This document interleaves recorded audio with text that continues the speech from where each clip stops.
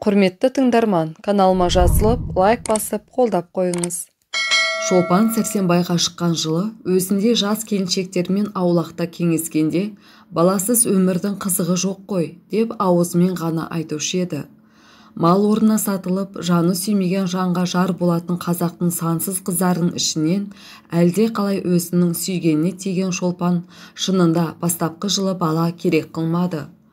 Ақ отаудың ішінде оңаша жатса да, яки күйеуін құшақтап жатса да, ол ылғи ішінен жасаған-ау, бала бере көрме деп тілейтін еді. Балалы болсам, әдемі өмірім бұзылады-ау деп ойлайтын еді Шолпан. Бала туса, күйеуімен екеуінің ортасында бір тікенеге өсетіндей болушы еді. Қиюласып қосылған екі жанның арасына жат бір үшінші жан түскен соң, екеуінің де жалыны, екпінді махаббаты бүлінер, бәсеңдер, суынар деп қорқушы еді Шолпан. Осы ойлармен талай түндерде, талай таң мезгілінде Тәңірден бала берме деп тілеп еді. Күн шығыстан ақ жібектей таң атып келе жатқан мезгілде өзге адам сәждеге құлап, маңдайын топыраққа былғап, тасқа ұрып, Тәңірден бақытты тұрмыс, өшпес бақыт, кетпес байлық, әсіресе бала сұрайтын кезінде Шолпан күрсіне жасағанға бала бере көрме деп жалынып еді. Затында баланы жек көргендіктен емес, ермен екі ортасындағы жібекте нәзік махаббат жібі үзілмеу үшін. Екі жанды бір-біріне қоса білген иманнан да ізгі махаббатқа басқа бір жан келіп тап салмау үшін бала болмауын тілеп еді Шолпан. Жас жүректің ұйытқыған ондай есалаң тілегі қабыл болды ма, кім білсін, түскеніне 3 жыл толды. Шолпан құрсақ көтерген жоқ. Құрсақ көтермегеніне Шолпан шын разы еді. Ерімен екі ортадағы махаббат оты күн сайын дүрілдемегенімен бәсеңдемей бір қалыпта тұрғаны сол баланың жоқтығынан ғой деп ойлайды Шолпан. 3 жыл бойы ері де ешбір уақыт бала жоқтамаған сықылды еді. 3 жыл бойы Шолпаннан басқа, Шолпанның оттай ыстық, желдей жібек құшағынан басқа ештеңе тілемеген еді. Оның өмірінің басы да, аяғы да, ағузisi да, сүбханысы да Шолпан ғана сықылды еді. Дүниеде теңіз терең емес, адамның жаны терең. Шолпанның ерінің жанының терең түбінде қандай ой, қандай тілек жатқанын кім білсін әйтеуір, Шолпанға осылай көрінуші еді. Қысқасы, Шолпан 3 жыл бойына оны осы ойдан қайтаратын ешбір сөзде естіген жоқ, ешбір істе көрген жоқ. Дұрысы, баласыз өмір, бос өмір деген сөзді басқа талай адамдардан естіді. Бірақ жаны сүйген жарынан естіген жоқ. Ғашық адамға Құранның аяты қасиетті емес, жарының сөзі қасиетті. Жарынан басқа адамның сөзін не қылсын Шолпан. Бірін-бірі қуалап ай соңынан ай озды. Бірінен бірі жетелеп жыл соңынан жыл озды.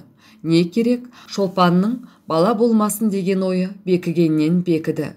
Бірақ жалпы жаратылыста да, адамның өмірінде де, адамның ойында да өзгерістің даярлығы болмаса, дәл өзі ұзақ созылып барып болмақ емес. Өзгеріс қашанда болса кенет болмақ. 2 ай, 3 ай, күз дейміз. Сонда күздің келгенін адам 2-3 ай бойына сезіп жүрмейді. Бірақ уақытта, айталық, бірақ түнде әжімді жүзі жылауық күздің келгенін сезіп қалады. Шолпанның бала болмасын деген ойы да бірақ түнде өзгеріп шықты. Ұршыққа оралған жіптей бас аяғы жоқ қыстың ұзын кеші еді. Іңірде мал жайлап болған соң, Шолпанның ері әңгімелесіп отыру үшін құрбысы Нұржанның үйіне кеткен. Нұржанның үйленгеніне 5 жыл болып еді. 5 жылдың ішінде 3 баласы бар еді. 2-і ұл, 1-і қыз. Шолпанның ері Сәрсенбай Нұржанның үйінде ұзақ отырып қалды. Сәрсенбайды ұзақ отырғызған Нұржанның ұзақ әңгімесі емес, оның 3 баласы еді. Әңгіме дейтін әңгіме де болған жоқ. Тек бәрі 3 баланың қызығына қарасып, мәз-мейрам болысты да отырды. Нұржанның 2 ұлы бұлдырласып өлең айтқан болысады. Білектерін сыбанып, алақандарына түкіріп, тұшталаңдап, бір-бірімен күресеміз деп ұстаса бергенде, аяқтары бір-біріне шалынысып қалып, біреуі жығылады, екіншісі оның үстіне жығылады. Үйде отырған жұрттың бәрі қарқ-қарқ күліседі. Балаларды кезек-кезек шақырып алып сүйіседі. Нұржанның әкесі немересін шақырып алып, асты-үсті, алды-артынан тіпті сүймеген жерін қалдырмайды. Әсіресе Нұржанның кішкене қызының қылығы, тәттілігі балдан да тәтті еді. Сәрсенбай Нұржанның үйінде осы балалардың у-шуымен ұзақ отырып қалды. Жұртпен бірге ол да қарқ-қарқ күлді. Ол да балаларды кезек-кезек сүйді. Нұржанның үйінде Сәрсенбай ұзақ отырып, қайтуға шыққанда ауылдың бәрі жатып қалған еді. Қайтып үйге кірсе, Шолпанда жатқан екен, бірақ ұйықтаған жоқ екен. Шешініп, Шолпанның қасына жатты да, Нұржанның балаларының ісін, олардың тәтті қылықтарын әңгімелеп айта бастады. Ухилемей, күрсінбей, біздің баламыз жоқ-ау деген уайымды айтпай, қайта күле-күле сөйледі. Сәрсенбай әңгімесінің арасында жай сөздің екпінімен «балалы үй базар, баласыз үй мазар» деген сөз ып-ырасау дегендей Шолпанның басында жаңа бір ой жарқ ете түсті. 3 жылдан бері балам болмасын деген тілегінің қате болғанда да есалаң екендігі, бала болмаса екеуінің өмірінің қу мазарға айналатындығы еді. Араларындағы жалынды махаббаттың заманның озуымен бірге бірте-бірте май шамдай еріп сөнетіндігі, құшақтың ыстығы өмір бойы бір қалыпта тұрмайтындығы, екі жүйрік жүректің екпіні баяулаған кезде бір-біріне жирендірмей, бір-біріне берік байлайтын бала екендігі, баланың ер мен әйел арасындағы дәнекер екендігіне, міне, осы ойлардың бәрі сол сағатта ап-айқын боп Шолпанның көз алдына келді. Сәрсенбай балалардың тәтті қылықтарын күле сөйлеп, ұзақ әңгіме етіп айтты. Төсекте жатып, ол шын ынтасымен қарқ-қарқ күлгенде, Шолпан да бірге күлді. Бірақ бұл күлген Шолпанның жаны емес, бет терісі ғана еді. Сәрсенбай манағы мақалды айтқаннан кейін Шолпанның сұңқардай ұшқыр жанын, желде есалаң жүрегін қара жыландай қап-қара ойлар орап алып улай бастап еді. Төпсіз теңіздің қара көк толқындарындай қап-қара ойлар бірінің артынан бірі келді. 3 жыл бойына созылған есалаң тілек, әлде қайда алыста бұлдырап келе жатқан кәрілік, көзінің оты сөніп, сұп-сұр күлге айналған күзде көңілсіз кәрілік, жанның қанатын қырқатын, жүректің отын сөндіретін кәрілік. Бала болмаса, сол кезде сөніп бара жатқан өмірге кім сәуле берер, кім оны жылытар? Бала болмаса, сол кезде ішіндегі дәні шіріп, кеуіп қалған шөптің қауызындай бос өмірдің кемтігін кім толтырар? Жоқ-ау, әлде қайда алыстағы кәрілікті қоя тұршы. Оған өмір не жетер, не жетпес. Ол кәрілік жетпей-ақ, осы күннің өзінде-ақ өмір босап қалайын деп тұрған жоқ па? Жаһанда онан күшті нәрсе жоқ деп иман келтірген махаббаттың күші ермен екеуін бір-біріне берік байлауға 3-ақ жылға ғана жетіп, енді өз-өзінен сөнейін деп тұрған жоқ па? Ессіз Шолпан 3 жыл бойына бала болмасын деп тіледі. Енді сол бала болмағандықтан ертегідей әдемі өмір қу мазарға айналайын деп тұрған жоқ па? Міне, Шолпанның жанында қара көк теңіздің толқындарындай ұйтқыған ойлардың қорытындысы осы еді. Сәрсенбай әлде қашан ұйқыға кетті. Бірақ Шолпан ана ойларымен уланып, кірпік қаққысы жоқ. Қыстың ұзын түні шайтанның шашындай ұзайғаннан ұзайды. Шолпанның ойлары да тереңдегеннен тереңдеп, қарайғаннан қарайды. Күншығыстан ағарып алтын таң атып келе жатқанда, Шолпан болар болмас күбірлеп, «Жасаған-ау, бала бере көр» деп, жас балаша өксігін баса алмай, жасағаннан бала сұрап жатыр еді. Осы түннен былай қарай Шолпанның бар тілегі бала болды. Жатса да, тұрса да, ояу болса да, ұйықтаса да. «Жасаған-ау, бала бере көр» деген тілекті Шолпанның не аузы, не жүрегі айтушы еді. Бірақ бірін-бірі қуалап ай соңынан ай озды. Тілей-тілей тілек тозды. Соға-соға жүрек тозды. Тілек тозды, жүрек тозды, өмір тозды. Талай түндерде көзден емес, жүректен ыстық жас төкті. Сопы болды, ылғи дәрет алып таза жүрді, намаз оқыды. Күн сайын таң сібірлеп келе жатқанда-ақ тұрып, сәждеге құлады. Таспиғын санап, субханалла айтты. Бірақ бала болмады. Шолпан өзінің сопылық жолға түсу себебі бала екендігін ешкімге айтқан жоқ. Жанынан жақын ері Сәрсенбайға да айтқан жоқ. Сондықтан Шолпанның мынау мінезі Сәрсенбайға да, басқаларға да жат, оғаш көрінді. Жақыны да, жаты да күлісті, келемежек қылысты. Ой, сен пірәдәр болайын деп жүрсің бе? Деп күлетін болды Сәрсенбай. Ауыл аймақ Шолпанға пірәдәр келін, пірәдәр жеңге, пірәдәр абысынымыз деп ат қойды. Үлкен де, құрбы да, бала шаға да күлді. Бірақ Шолпан жүрегіндегі жараны ешкімге ашқан жоқ. Ашқанмен олар ұғар ма екен? Тегінде адамның жүрек сырын шеттің ұғуы мүмкін нәрсе емес қой. Теңіз терең емес, адамның жаны терең. Су түбінде жатқан зат жел толқытса ғана шықпақ. Ой түбінде жатқан сыр шер толқытса ғана шықпақ емес. Шықса, шер мен сырдың көлеңкесі, сәулесі ғана шықпақ. Дүниеде адамнан қиын жұмбақ жоқ. Адам шешуі жоқ жұмбақ. Шешуі деп атауға болатын болса, адамның шешуі жалғыз өлім. Осы ойлар Шолпанның жанында таспиқтай тізілген ретті болмаса да, оның жаны соқыр сезіммен осы ойларға өзі барып тірелген еді. Әм Шолпанның жүрек жарасын ешкімге сезірмеске тырысудың себебі осы еді. Не керек? Жақын, жаттың ортасына жалғыз болды. Бітеу жара болды. Жалғыз өртенді, жалғыз жылады. Дүниеден безді, сопы болды. Бала сұрады, қалайда бала болмады. Бала, сол бала үшін қандай ессіздік істемеді, есті Шолпан. Ұшыраған молдадан дұға алып бақты. Аты естілген қожадан ішіріткі жаздырып ішті. Көрінген сәлдеге үшкіртті. Шиқандай қып-қызыл бетті, қожа бесті бұқадай суға қарап. Тіпу деп үшкіргенде қожаның қасиетті лебі шетке батырмай тура түгел ішме барсын деп жүрегі ойнап, жүзі бір қызарып, бір ағарып, бетін қожаның аузына тақап, тосын отырушы еді Шолпан. Ылғи көзім қарайып басым айналады деген сылтау тауып, өзім бақсыға да қаратты. Тағы не істемеді Шолпан. Өртке ұшырап аласұрған жан не істейтін болса, Шолпан да соның бәрін істеді.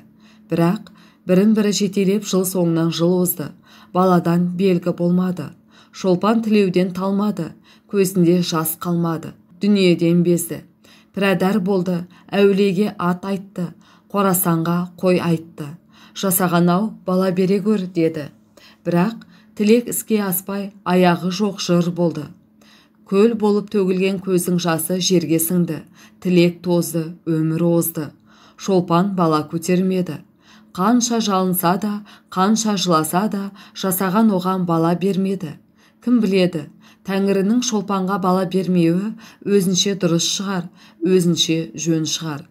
Бастапқы жылдардағы Шолпанның бала бере көрме деген тілегін қабыл қылып, тозбайтын, қайта түзелмейтін тақтайына жазып қойған шығар.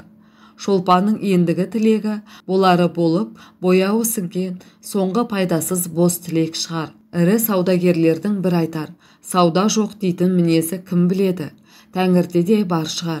Тегінде Тәңірі де ауыздықсыз, арсыз саудагер, тізгінсіз, менмен әкім мінездері де бар секілді.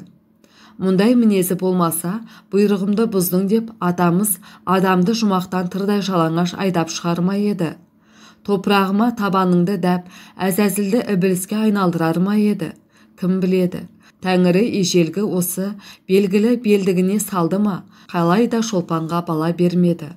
Дұғалық намаз, ішірткі ішу, үшкірту, түкірту, қақтыру, соқтыру, намаз, ораза, садақа, нәзір һәм басқа, бас аяғы жоқ құлшылдықтан ақырында Шолпан шаршады. Бұл құлшылдықтардан ешбір пайда болмайтындығына көзі жетті.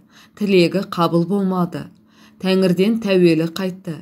Өмір шіркін ескен желдей озып барады. Өмір бір құрулы машина. Тоқтау білмейтін, шаршау білмейтін жансыз машина. Әлдекімнің жас орнына қан жылағанын, әлдекімнің үміті өшіп, гүлі солып жатқанын, дөңгелектің арасында әлдекімнің қолы, аяғы, басы, барлық денесі кеткенін, денесі ғана емес, жаны жүрегі кеткенін не қылсын. Қайырылып қарау білмейтін, аяу білмейтін өмір Шолпанның да жүрегінен саулап аққан қанына, қанаты сынып өліп жатқанына жанына кідіріп, бұрылып қараған жоқ. Жалғыз аузынан емес, бар денесінен көбігі бұрқырап, таудан құлаған есалаң өзендей, есалаң өмір озып бара жатты. Өмірдің әрбір минуты сайын Шолпан ойының, Шолпан жанының әрбір ұшқыны өліп жатты. Өмір озады, тілек тозады, бала жоқ. Енді не қылмақ керек? Жоқ дұғалылығы, молдасы, қожасы құрысын, құлшылығы құрысын, айтқанынан қайтпайтын, қасарған тәкаппар тәңірісі бар болсын. Жоқ, бала болудың кілті көкте емес, адамның өзінде шығар. Бала болу ер мен әйелдің өзіне байлаулы шығар. Шолпанның бұл күнге шейін бала көтермеуі, кім біледі, оның шын әйел бола алмағандығынан шығар. Ермен жатқанда барлық қазақ әйеліндей қаннен қаперсіз, жай бір жұмыс істегенде салқын жатуынан шығар. Ермен қосылғанда сол қосылу ісіне жан денесімен беріле білмеуінен шығар. Оның құшағының жалыны әлсіз болғандықтан, сүюінің оты кем болғандықтан шығар. Осы әрі татты, әрі улы ойлардың билеп айдауымен Сәрсенбайға жатқанда тіпті екінші түрлі жата бастады. Денесі өртке, құшағы жалынға, аузы отқа айналды. Сәрсенбайдың қойнына жата бастағанда мойнына бұғалақ түскен киіктің асаулағындай өміріне ер затын бірінші рет көретін 13 жасар жас қыздай дірілеп күйіп жанатын болды. Құшақтағанда Сәрсенбайдың қабырғаларын бір-біріне қабыстырғандай қысып-қысып құшақтайтын болды. Аузынан Сәрсенбайдың бетіне от жібергенде құшырланып, жалындап сүйетін болды. Шолпанның улы құшағында сең соққан балықтай соқтығып, у ішіп айныған адамдай елжіреп жатып Сәрсенбай. Ой, сен кәрі бос қартайғанда жорға шығарайын деп жүрсің-ау, деп мырс-мырс күлетін еді. Сәрсенбайдың мынау күлкісі Шолпанның жүрек жарасына бұрыш себетін еді.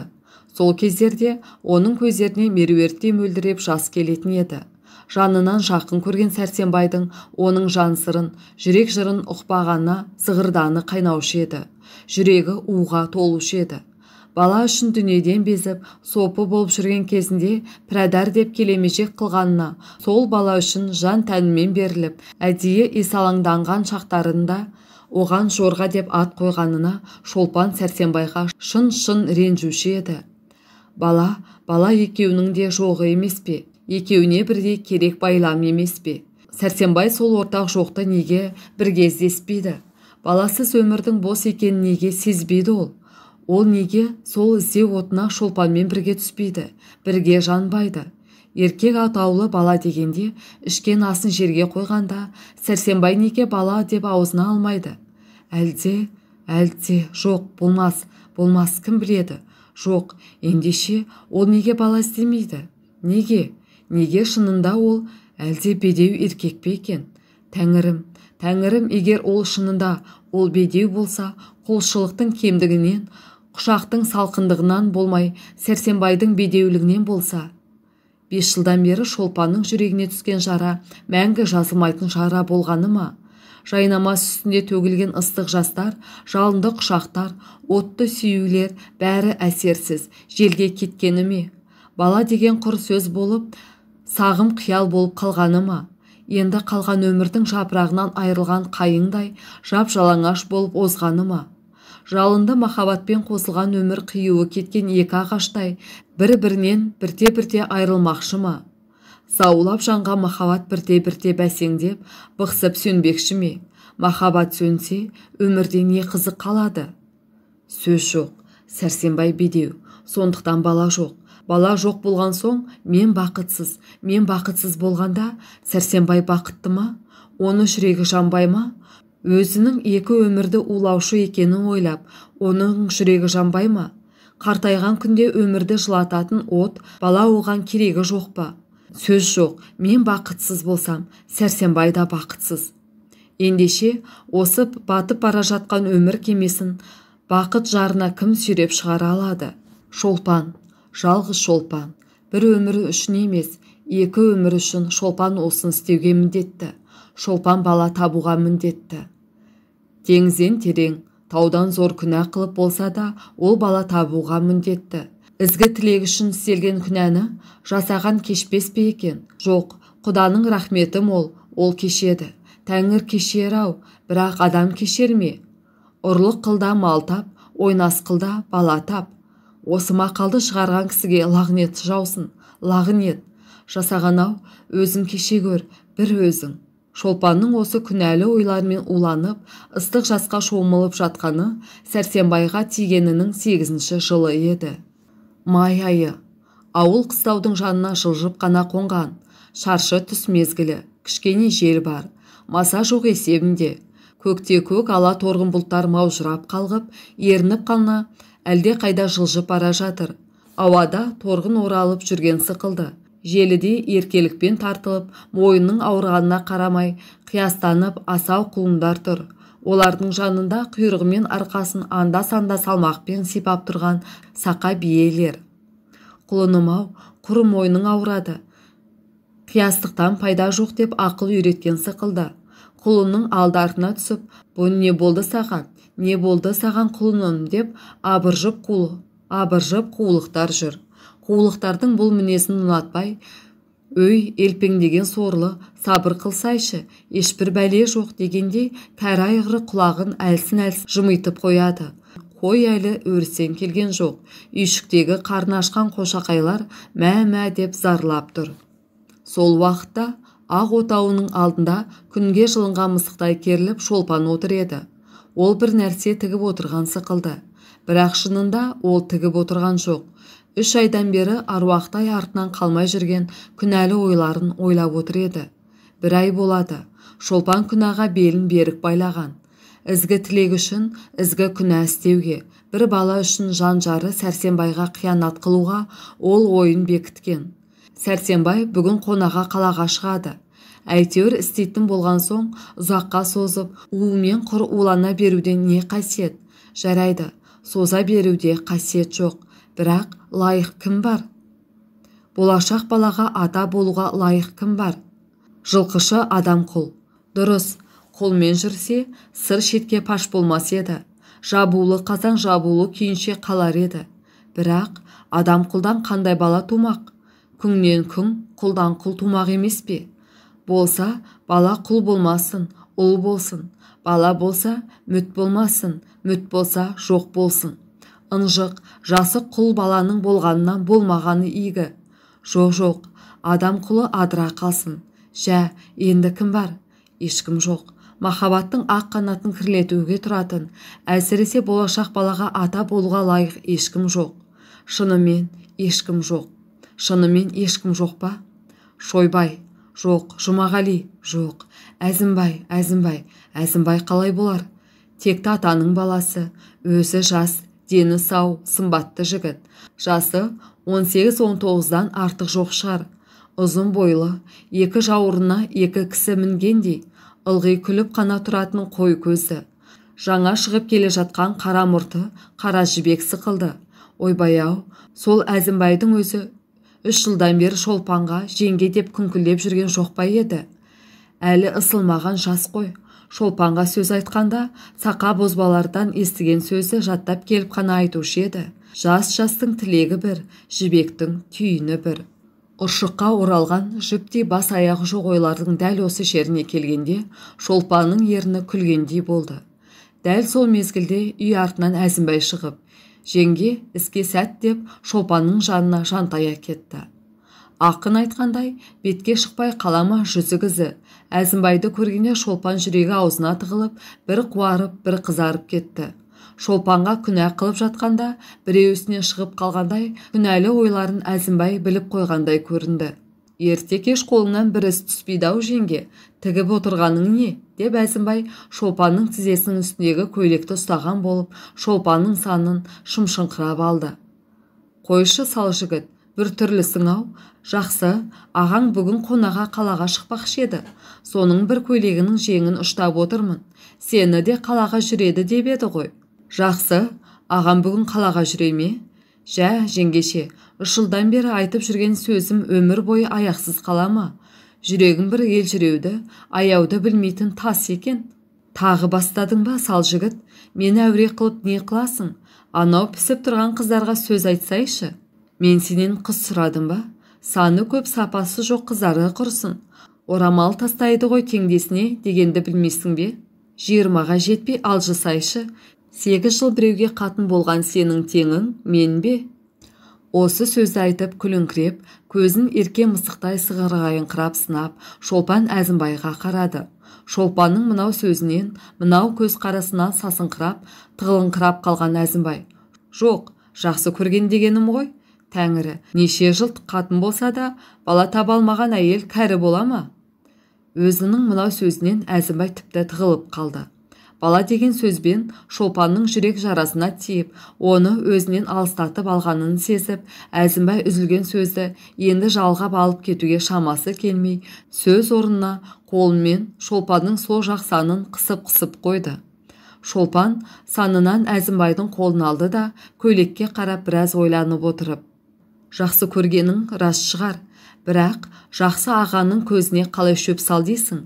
Балалардың ұрлық қылайық, қылсақ қылайық, Құдайды қайтеміз дегеніндей Құдайды қайтеміз. Және сен жассың, аузыңа да ие бола алмайсың ғой».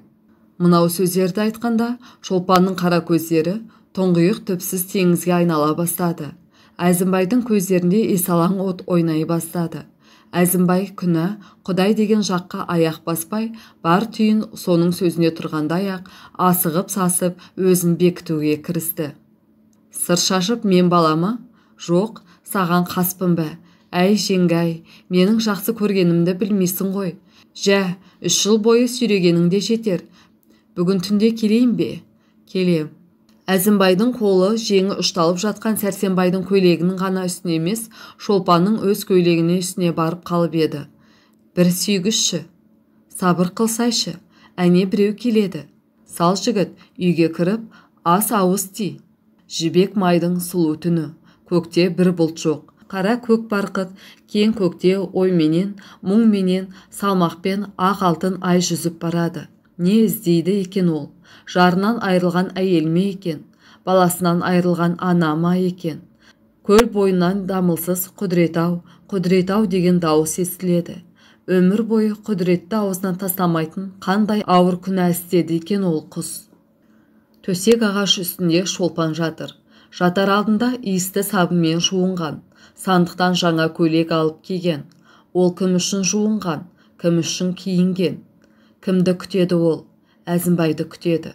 8 жыл бал алысып тұрған, еш шай деспеген жан-жары Сәрсенбайдың көзіне шөп салу үшін Әзімбайды күтеді.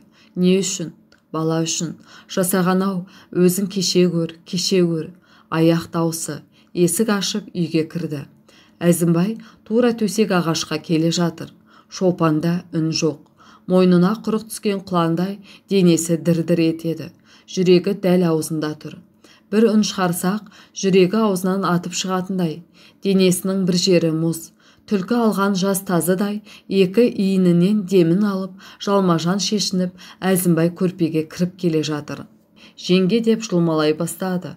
Шолпан соққы жеген адамдай сыбырлап: «Сал жігіт, кішкене жай жата тұрсайшы», деді. Ол күнә есігінен кірер алдында жүрек жарасын Әзімбайға ашпақшы еді. Жанын жеген жегіні суырып алып, Әзімбайға көрсетпекші еді. Туғаннан бері қиянат жолына баспай, тас болып келген жүректің не үшін бүгін жібігенін айтпақшы еді. Оның іздегені отты, жынды құшақ емес, бала екенін білдірмекші еді. Әзімбайды өз қасіретте ортақ қылмақшы еді. Бірақ Әзімбай оны тыңдаған жоқ. Қоян қуған төбеттей көрпеге кіргеннен-ақ аласұра бастады. Бір ауыз сөзге келместен Шолпанның денесін умалай бастады. Ойын бітті. Шолпан сұлап жатқан өлік сықылды жатыр еді. Есалаң, мас Әзімбай мас ойынмен әуре болып жатқанда, Шолпанның бота көздерінен мамық жастыққа ыстық мөлдір жас сорғалап жатыр еді.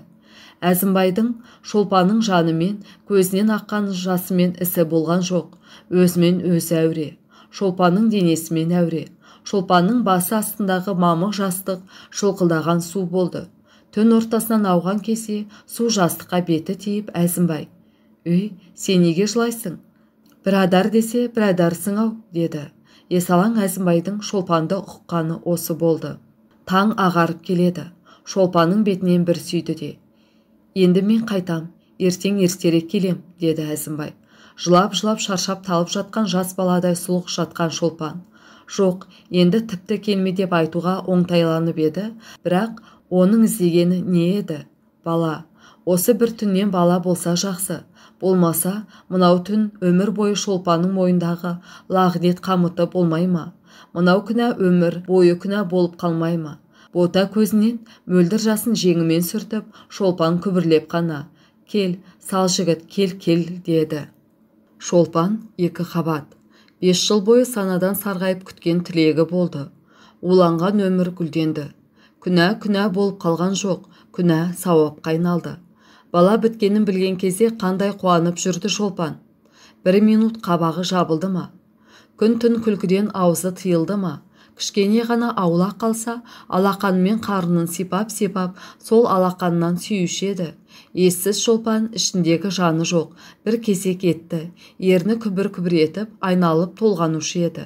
Ессіз Шолпан. Жә, іздеген жоғы табылды. Басты байлап, естен айырылып күнәға айдаған кесел жойылды. Енді Шолпанның Әзімбаймен арасын үзбеуі қалай? Шынымен ақ оның суық жолға түсіп кеткені ме? Шолпанға да ойнастың әдетке айналғаны ма? Жоқ, ойнасты өнеге көретін, суық жолды әдет қылатын әйел Шолпан ба? Ендеше, бұл ендешеге жауап жоқ. Теңіз терең емес, әйелдің жаны терең.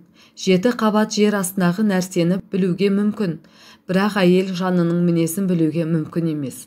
Бір қарасаң, әйел бала, күйерін білмей отпен ойнайды.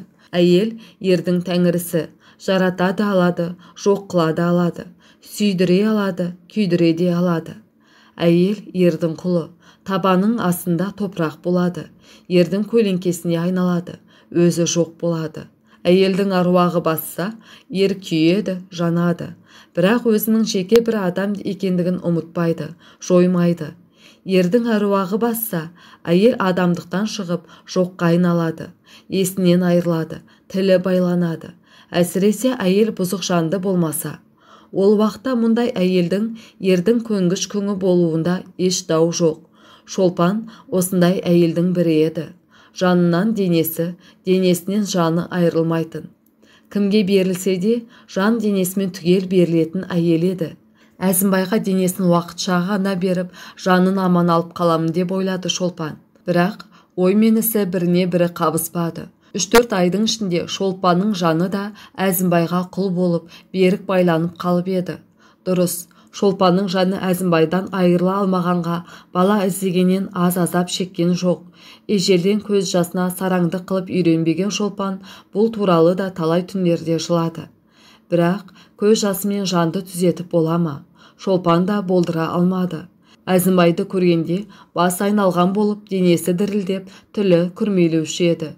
Денесіне ыстық қан ойнаған мас Әзімбайдың жансыз нәрседе жұлмалап, умалауына қалай көнетінін Шолпан өзі де білмеуші еді.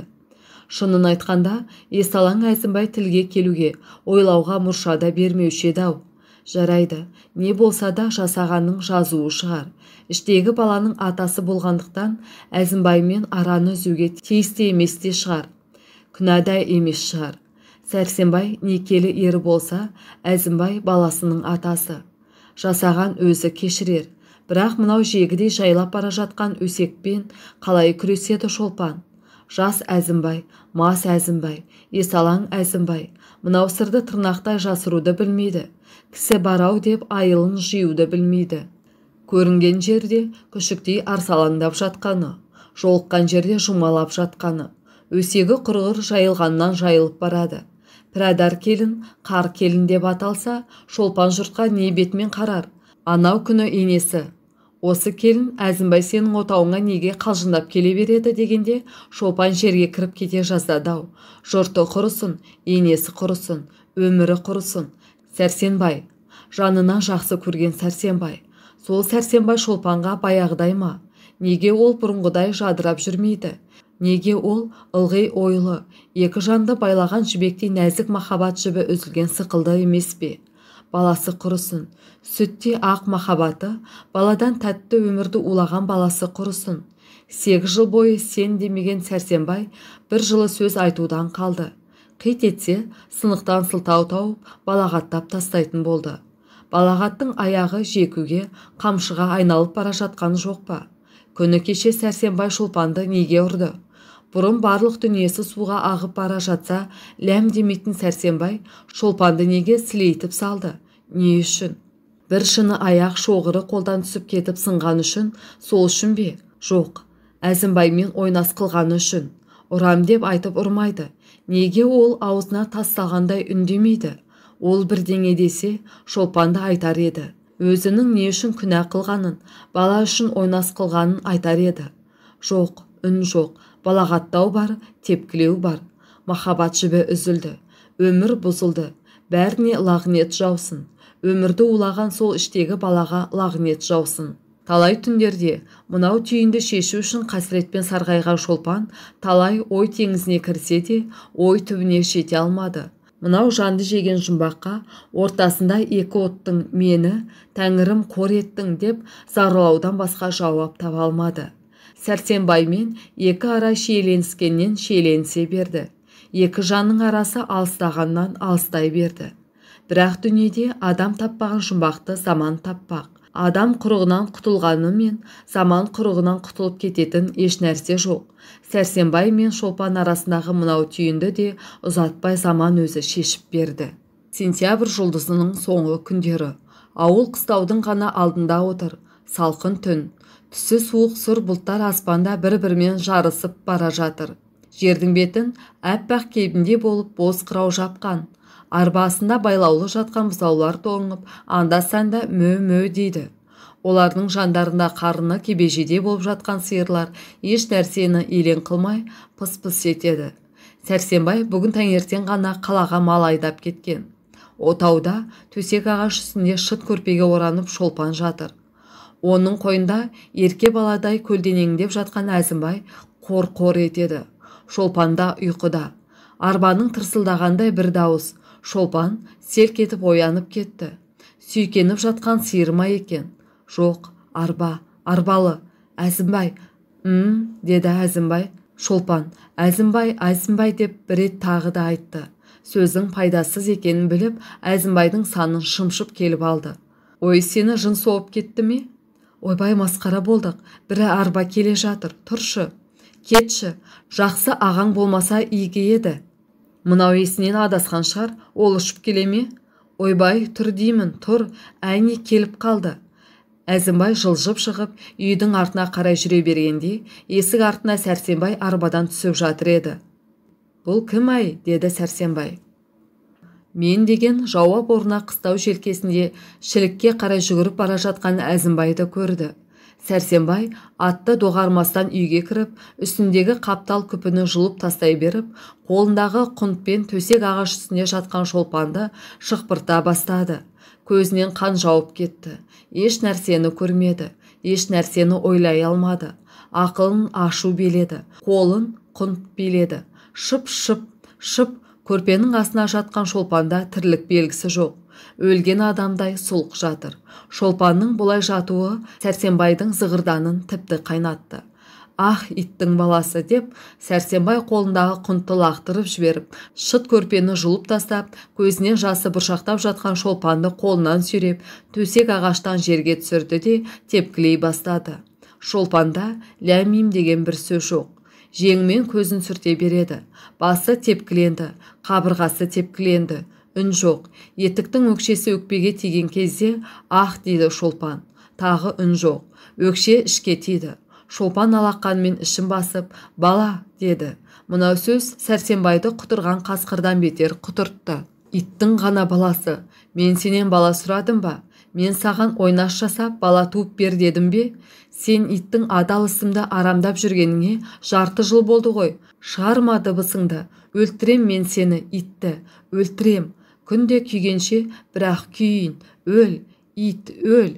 Сәрсенбай мынау сөздерді айқайлап айтқандықтан ауылдың бәрі оянып қалып еді. Алдымен үлкен үйден жаман көпісін жамылып, сүйретіліп, Сәрсенбайдың кәрі шешесі келді. Оның артынан іле-шала жалаңа шетіне байының ескі жеңсізін киген жыртық ішкі киіммен тізесі жылтырап, көрші Бадырақтың қатыны келді. Екеуі де есіктен ойбай сала кірді. Ойбай-ау, кісі өлтіресің бе? Ойбай, балам-ау, ақылмен іс қылсайшы.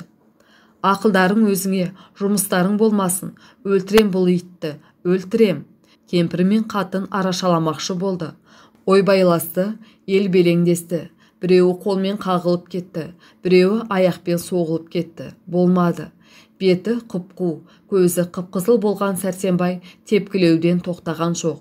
Шолпанда тірлік белгісі жоқ. Бір кәлима сөз жоқ. Демде алмайтын сықылды. Әлде талып жатыр, әлде бір жола өліп қалды. Екі қатын өздерінен еш қайрат болмайтынына көздері жеткен соң ауылды жимақшы болды. Бадырақтың қатыны есік алдына шығып: «Ойбай-ау, ойбай, өліп қалдыңдар ма? Келсеңдерші, мұнда кісі өліп жатыр», деп ойбай салды. Өздері үрпейісіп отырған ауыл мына ойбайды естіген соң үйлерінен жүгіре шықты. Кимешегін қисық киіп, аяғына кебісіле салып шыққан қатын, қақырынып түкірініп, елді басына көтерген отағасылар, мәсісін қоңылтаяқ киген, өзінен өзі ұялатын келіншектер, кең қоңыш етік, кең қолтық қаптал киіп, дамбалының ауы салақтап, семіз болмаса да семіз адамдай талтаң-талтаң басатын, жаңа атқа мініп келе жатқан кісімшіктер, сырыған ақсұр бешпентін киіп, қолына асасын алып, зекет жиып жүріп, бір үйде қонып жатқан темір қожада келіп қалды. Ауылдың жиылуын күтпей-ақ, Бадырақтың қатының ойбайы шыққан соң, Сәрсенбай ұрудан өз-ақ тоқтап еді. Шолпанда тірлік әсері жоқ, сұлық жатыр. Үстіндегі көйлек пара-пара, денесі, беті, басы бәрі қан, аузынан да, мұрнынан да қан кетіп жатыр. Сәрсенбай төсек ағаштың үстіне шығып отырды. Ой жоқ, еш жоқ, сөз жоқ, тіл жоқ. Оның өзі де талықсыған сықылды еді. Есіктен халық ағылып кіріп жатыр. «Мына шіркін есінен адасқан шығар», деді біреуі. «Ойбай бетім-ау, өліп қалған жоқ па?» деді екіншісі. «Өлсе өлсін, қар неме», деді үшіншісі. Азан-қазан, абыр-сабыр. Темірқожа Шолпанның білегін ұстады да: «Су бүркіңдер», деді. Біреуі алып келіп су бүрікті. Әлдене уақытта Шолпан дем алып, болары болмас, «Алла», деді. «Алладан садаға кет, иттің баласы», деді Сәрсенбай. «Сәрсенжан, шырағым, сабыр қыл, әйел ұрмайтын ер болмайды, бірақ...» «Тақсыр, сіз бұл араға кірмеңіз, өлсін ол ит, өлсін. Сәрсенжан, ақылыңа қайт, кісі өлтіру, әйтеуір ол маған қатын болмайды, талақ болсын, талақ, талақ. Сәрсен, ашу дұшпан, ақыл дос, сабыр қыл. Пәлен жыл еш шәй деспеген қосақтан айырылу оңай емес. Заты адал ас арамға айналса, қайтадан адалдап алу шариғатта да бар нәрсе. Мысалы, әйелдің олай-бұлай оғаш мінезі білінсе, оны шешіндіріп, төбесінен 40 шелек су құю керек дейді шариғат. Қожаның аузына мынау сөз шығар-шықпастан ақ, 5-6 қатын жаңа есін жинап келе жатқан Шолпанды сүйрелеп ала жөнелді. Сентябрьдің салқын түнінде қараңғы шорам үйде 5-6 қатын тырдай жалаңаш шешіндіріп, сүйемелеп ұстап тұрғанда Шолпанның шала-шарпы есі бар еді. Бір қатын тістеніп келіп, үлкен темір шелекпен мұздай суық суды Шолпанның басына құя салды. Үн шығармады, бірақ селк ете түсті Шолпан. Тап сол секундта Шолпанның миында бүкіл өмірі нажағайдың отындай жарқ етіп өтті. Жаңа шолпы тақып, сол шолпыны әдейі сылдырлату үшін жүкті әдейі қайта-қайта бұзып жиғаны. Апасынан жалынып сұрап қыз ойнаққа барулары. Сәрсенбайдың босаға аттағалы келгені. Бірінші түн үшкірген қожаның бұқа көзі. Әзімбайдың қара мұрты.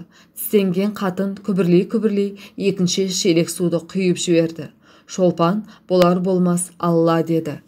«Қар бетпақ, саған Алла не керек?» деді бір қатын. «Ештеңе етпес қарағым, жастықта.